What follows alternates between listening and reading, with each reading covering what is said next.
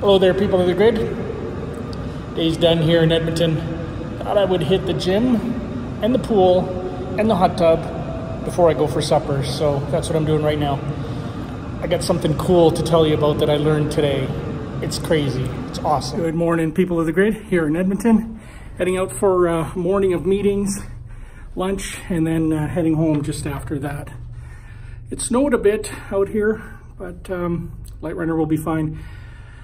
Fully juiced up. Well, 90% juiced up.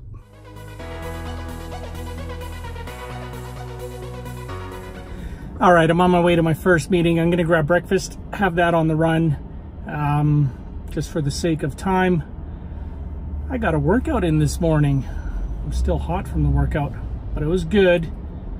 Well, it was a workout, I got it done. It's gonna be a good day. Got a couple of meetings here, then head back to Calgary for tonight and yeah, end of the weekend. So it's gonna be good. The roads are good. I was worried because on the way when I got here, we had a snowstorm that night, and the next day there was a lot of snow dumped here in Edmonton. But it looks like that's all being cleared up. Some of it's melted, so the drive home should be no problem.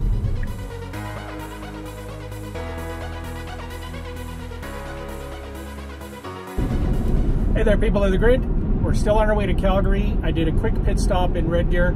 That was awesome. It was the first time driving from Edmonton to Calgary in the Tesla where I ordered my food ahead, ordered a pizza and a salad. I ordered my food ahead before I got there. So I pull into the supercharger, I plug in, I walk over to the Boston Pizza restaurant, which is, it's like a 5-minute walk. If you gotta wait for the lights, it might be 7 minutes. I picked up my food and then I walked the 5 to 7 minutes back to the car. And as soon as I got in the car, I just put the stuff down and I unplugged and started driving. So really there was actually no waiting time to charge. And in that short, I think it was about 13 minutes. In that short 13 minutes, I got more than enough range to blow all the way home and blow past the supercharger in Calgary. I'm not going to do that because I've got a road trip tomorrow with Ethan, so I am going to pit stop at the supercharger just outside of Calgary. I'll top up. I'll probably charge right to full. That way I'll get to home with you know, a 90% battery state, and then I'll be ready for the road trip tomorrow. I've got some meetings in Calgary tomorrow that I got to drive around for, but I'll be set for a long road trip tomorrow. Simple. What I'll do when I get home and I get situated is I'm going to show you guys something that I learned on the iPad. As most of you know, I've been using my iPad Pro, the one from late 2018. I've had it 2 months now, and it is pretty much my only machine that I use. I think I've touched my laptop twice in the last 2 months for a total of probably 10-15 minutes of time at the laptop. Everything I need to do, I can do on the iPad Pro, which is pretty cool. And there's something I just discovered that I knew was there, I just wasn't using the functionality, and it's a game changer. It's huge. I'll show that to you guys in a bit. For now, enjoy the scenery.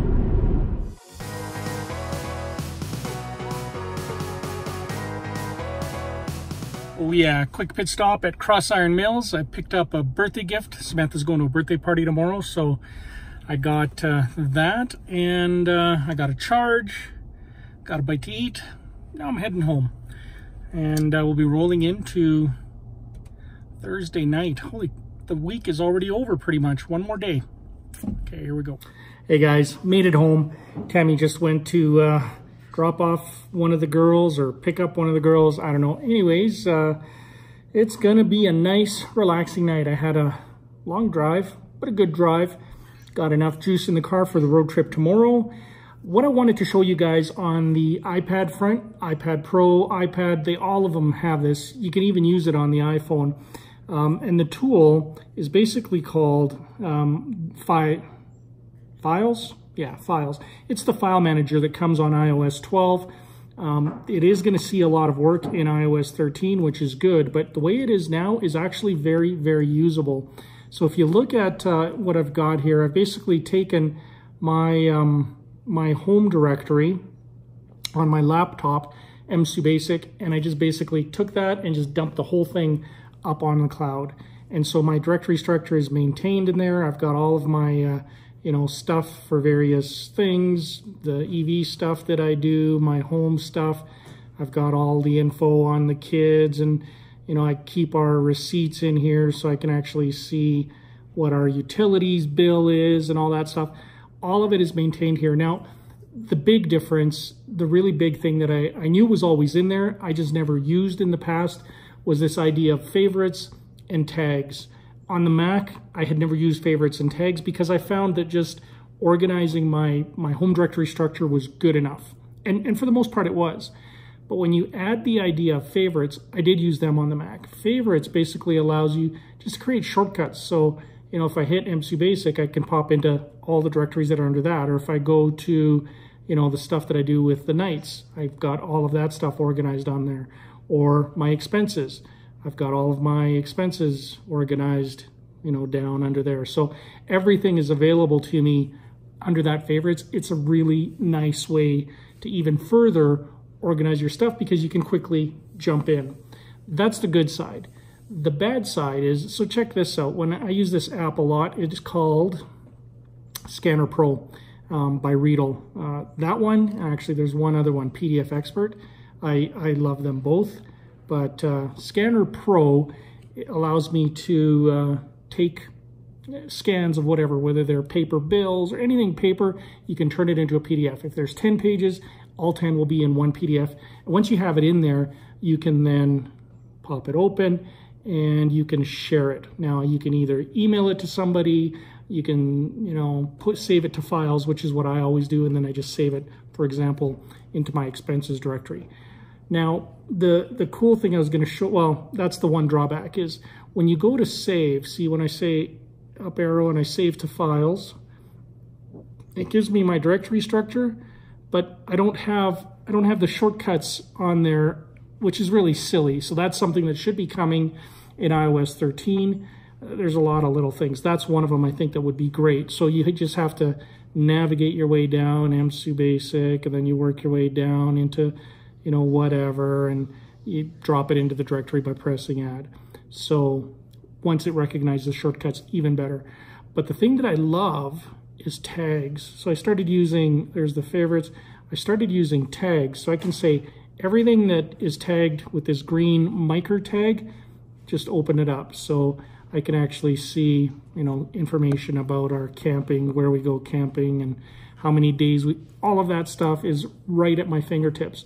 Or you can hit, anything that's tagged red or yellow or purple or work, whatever. They just instantly pop up. Doesn't matter the file type. They could be spreadsheets, they could be documents, they could be pictures, they could be songs. If they're tagged with that color and you pick that color, they pop up instantly, regardless of where they live in your file system. And then you can edit them. When you say, when you exit out, they just save in place to where they were.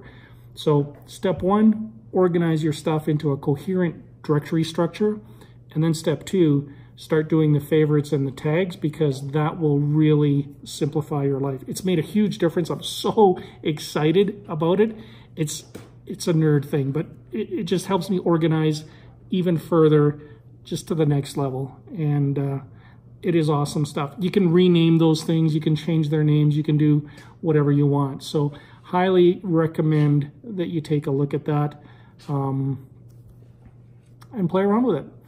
Available on the phone, available on your iPad, and available on your Mac. And if you use all three or two of the three, like I still have the Mac, it's still in use, but whatever you do here applies over there too. So you can actually, those tags and those favorites are across all of your iClouded systems.